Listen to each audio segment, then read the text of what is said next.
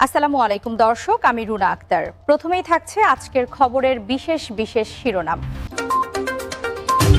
শীর্ষ সন্ত্রাসী ভয়ঙ্কর এক গডফাদার। নারায়ণগঞ্জ ৪ আসনের সাবেক সংসদ সদস্য শামীম ওসমানকে আটক করেছে সেনাবাহিনী। গৃহশিক্ষিকার বাসা থেকে উদ্ধার ছাত্রী আর তার মায়ের অর্ধগলিত লাশ। তদন্তে বের হয়ে আসলো চাঞ্চল্যকর তথ্য। হাদি হত্যা মামলায় নাটকীয় মোড়, নতুন তদন্তের সিআইডি। এতক্ষণ শুনলেন শিরোনাম, এখন বিস্তারিত খবর। মা মেয়ের অর্ধগলিত লাশের সাথে এই ফ্ল্যাটে এতদিন বসবাস ছিল হত্যায় অভিযুক্ত পরিবারটির। এমনকি মর্তদেহের দুর্গন্ধের মধ্যেই চলত রান্না, খাবার কিংবা ঘুম সহ সব স্বাভাবিক কার্যক্রম। নিখোঁজের প্রায় ৩ সপ্তাহ পর গৃহশিক্ষিকা মিমির দোতলার এই ফ্ল্যাট থেকে উদ্ধার হয়েছে ১৪ বছরের ছাত্রী ফাতেমা আর তার মায়ের লাশ। কেরানীগঞ্জের কালিন্দির মুক্তিরবাগ এলাকার এই ৫তলা ভবনে স্বামী, সন্তান আর ছোট ২ বোনসহ বসবাস করতেন গৃহশিক্ষিকা মিমি বেগম। সন্ধ্যায় তীব্র দুর্গন্ধ ছড়িয়ে পড়লে স্থানীয়রা জাতীয় জরুরি সেবা 999-এ জানালে পরে তল্লাশি শেষে ওয়াশরুমের ছাদ আর খাটের বীজ থেকে উদ্ধার করা হয় অর্ধগলিত লাশ দুটি। প্রাথমিকভাবে পুলিশের ধারণা নিখোঁজের দিনেই হত্যাকাণ্ডের ঘটনা ঘটেছে। তবে লাশ বাসায় লুকানো থাকলেও পরিবারটির পালানোর চেষ্টা বা সন্দেহজনক কোনো আচরণ দেখা যায়নি সিসিটিভি ফুটেজে। এদিকে নিহত স্কুল শিক্ষার্থী ফাতেমার বাবা ও নাসরিন বেগমের স্বামী শাহিনের দাবি, ২৫শে ডিসেম্বর নিখোঁজের পর কেরানীগঞ্জ মডেল থানায় সাধারণ ডায়েরি পড়ে মামলা দায়ের করলেও গাফিলতিতে ছিল আইন শৃঙ্খলা বাহিনীর। অভিযুক্তদের জিজ্ঞাসাবাদ করার কথা উল্লেখ করে মামলার তদন্ত কর্মকর্তা জানান, সিসিটিভি ফুটেজেই মোড় ঘুরিয়ে দিয়েছিল। প্রতিদিনের মতো গেল বছরের ডিসেম্বরের ২৫ তারিখেও শিক্ষিকা মিম আক্তারের বাসায় পড়তে যান অষ্টম শ্রেণীর পড়ুয়া শিক্ষার্থী ফাতেমা। এর প্রায় ২ ঘণ্টা পর শিক্ষিকার বাসায় ঢুকতে দেখা যায় ফাতেমার মা রোকেয়া রহমানকে। এরপর থেকে আর খোঁজ পাওয়া যাচ্ছিল না মা মেয়ের। পুলিশ জানায়, এনজিও থেকে ঋণ নেয় শিক্ষিকা মিম, যার জামিনদার ছিলেন রোকেয়া রহমান। এনজিওর টাকা সময়মতো না দেওয়ায় চাপ দিলে রাগে ক্ষোভে হত্যা করা হয় রোকেয়া এবং তার মেয়েকে। খুনের মোটিভ পরিবর্তন করতে ২৫শে ডিসেম্বর নিহত ফাতেমার পোশাক পরে বের হতে দেখা যায় মিমের ছোট বোন নুসরাতকে। সেদিন সন্ধ্যায় আবার বোরকা পরে বাসায় ঢুকতে দেখা যায় তাকে। এ ঘটনায় মূল অভিযুক্ত শিক্ষিকা মিম আক্তার বোন নুসরাতকে পুলিশ হেফাজতে নেওয়া হয়েছে। পুলিশ জানায়, ঘটনার শুরু হয় একটি ফোন কল দিয়ে। ভুক্তভোগীর মাকে ফোন করে জানানো হয় তার মেয়ে পড়তে এসে হঠাৎ অসুস্থ হয়ে পড়েছে। এই খবর পেয়ে মা দ্রুত সেখানে ছুটে আসেন। মা ঘরে প্রবেশ করার পরই ঘটে ভয়াবহ ঘটনা। পুলিশ সূত্রে জানা গেছে, ঘরে ঢোকার মুহূর্তে পিছন দিক থেকে নুসরাত, নূরজাহান ওড়না ব্যবহার করে তার গলায় চাপ সৃষ্টি করে। একই সময় আরেকজন তাকে ধাক্কা দিয়ে ফেলে দেয়। এরপর দুজন মিলে ওড়না টেনে তাকে অচেতন করে ফেলে। ইনসাফ ভিত্তিক বাংলাদেশ বিনির্মাণের আন্দোলনে শরীফ ওসমান বিন হাদি ছিলেন এক পরিচিত নাম। সেই নাম মুছে দিয়েছে আততায়ীদের বুলেট। হাদির ওপর হামলার মাস পেরিয়ে গেলেও এখনও মূল অভিযুক্তরা ধরাছোঁয়ার বাইরে রয়েছে। এদিকে এই হামলা ঘিরে সামনে আসছে একের পর এক চাঞ্চল্যকর তথ্য। এর মধ্যে এবার তদন্তেই এলো নাটকীয় এক পরিবর্তন। ঢাকা মহানগর গোয়েন্দা পুলিশের দেয়া তদন্ত প্রতিবেদন নিয়ে গুরুতর প্রশ্ন তুলেছিল বাদীপক্ষ, আর সেই আবেদনের সাড়া দিয়েছেন আদালত। এর মধ্য দিয়ে মামলাটির তদন্তে এক নতুন মাত্রা যুক্ত হল। ঢাকার additional chief metropolitan magistrate Rashid Islam এই আদেশ দেন। এর আগে ওই দিন সকালে মামলার বাদী ও ইনকালাব মঞ্চের সদস্য সচিব আবদুল্লাহ আল জাবের আদালতের নারাজি আবেদন দাখিল করেন। ওই আবেদনের পর দীর্ঘ শুনানিতে মামলার তদন্তের নানা দিক নিয়ে বিশ্লেষণ করেন আদালত। শুনানির শেষে আদালত ডিবি পুলিশের তদন্তে সন্তোষ প্রকাশ না করে মামলাটি অধিকতর তদন্তের জন্য পুলিশের অপরাধ তদন্ত বিভাগ বা সিআইডিকে নতুনভাবে তদন্তের দায়িত্ব অর্পণ করেন। একই সঙ্গে আগামী ২০ জানুয়ারির মধ্যে নতুন এই তদন্তের প্রতিবেদন দাখিলের নির্দেশও দেওয়া হয়েছে।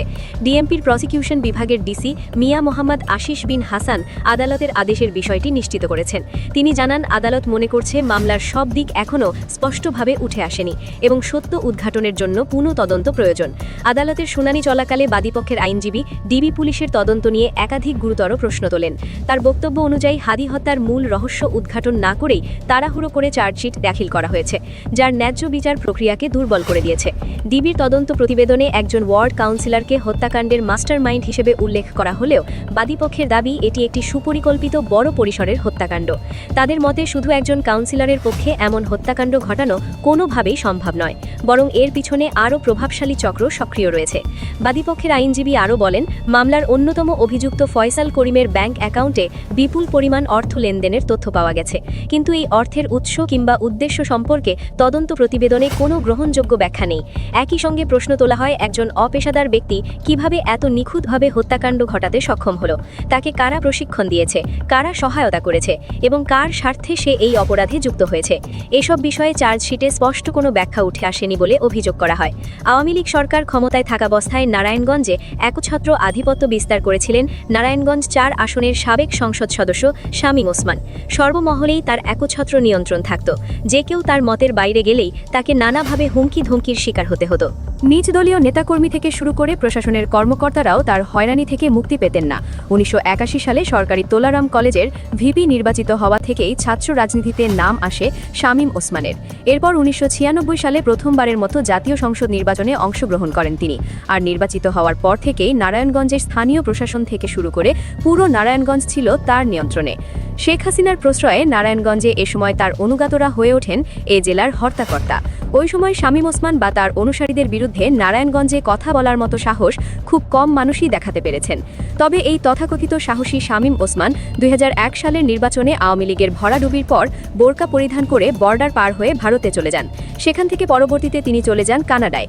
এরপর দীর্ঘ সময় তার কোনো হদিশ পাওয়া যায়নি। ২০০৬ সালে তিনি দেশে ফিরে এসে নারায়ণগঞ্জের রাজনৈতিক অঙ্গনে পুনরায় আবির্ভূত হলেও ২০০৭ সালের ১/11-এর পথ পরিবর্তনের আগের দিন তিনি দেশ ত্যাগ করেন। তিনি দেশে ফিরে আসেন ২০০৯ সালের এপ্রিল মাসে আওয়ামী লীগ ক্ষমতা গ্রহণের পর। ২০১১ সালে নারায়ণগঞ্জের মেয়র নির্বাচনে তিনি প্রতিদ্বন্দ্বিতা করেন, কিন্তু ততদিনে মাঠের নতুন খেলোয়াড় হিসেবে আবির্ভূত হন সেলিনা হায়াত আইভি। আইভির কাছে শামীম ওসমানকে বিশাল ব্যবধানে পরাজিত হতে হয়। ২০১৪ সালের নির্বাচনে প্রয়াত অভিনেত্রী সারা বেগম কবরীকে বাদ দিয়ে আওয়ামী লীগ সরকার নারায়ণগঞ্জ ৪ আসনে এই বিতর্কিত শামীম ওসমানকেই মনোনয়ন দিয়েছিল। ১/১১ এর পরিবর্তনের পর ফখরুদ্দিন ও মঈনুদ্দিনের সরকার দুর্নীতিবাজদের তালিকা করতে নির্দেশ দিয়েছিল দুর্নীতি দমন কমিশন বা দুদককে। ওই সময় দুদক ঘোষিত শীর্ষ ৫০ দুর্নীতিবাজের মাঝে ৯ নম্বরে ছিলেন শামীম ওসমান। গ্রেফতারি পরোয়ানাও জারি হয়েছিল তার বিরুদ্ধে, কিন্তু বিদেশে পলাতক থাকায় তাকে সে সময় গ্রেফতার করা যায়নি। আদালত সে সময় শামীম ওসমানের অস্থাবর সম্পত্তি বাজেয়াপ্তের নির্দেশ দিয়েছিল। নারায়ণগঞ্জের টানবাজার পতিতাপল্লী উচ্ছেদ করা হয় শামীম ওসমানের নেতৃত্বে। শামীম ওসমান এটিকে তার এক মহান কীর্তি হিসেবে জনগণের সামনে প্রচার করার চেষ্টা করতেন। অথচ ওই পতিতাপল্লী উচ্ছেদে ক্ষতিগ্রস্তদের পুনর্বাসন করতে সরকারের বরাদ্দের ২ কোটি টাকার পুরোটাই আত্মসাৎ করেছিলেন শামীম ওসমান। পতিতাদের পুনর্বাসন না করাতে সেসব পতিতা এবং তাদের বংশধরেরা এখন নারায়ণগঞ্জ ছাড়িয়ে পার্শ্ববর্তী শহরেও এই নিষিদ্ধ পেশার বিস্তার ঘটেছে। দর্শক, এই ছিল এখনকার বিশেষ খবর। আরো নিত্য নতুন খবর পেতে চ্যানেলটি সাবস্ক্রাইব করুন, লাইক, কমেন্ট ও শেয়ার করতে ভুলবেন না। ধন্যবাদ সবাই।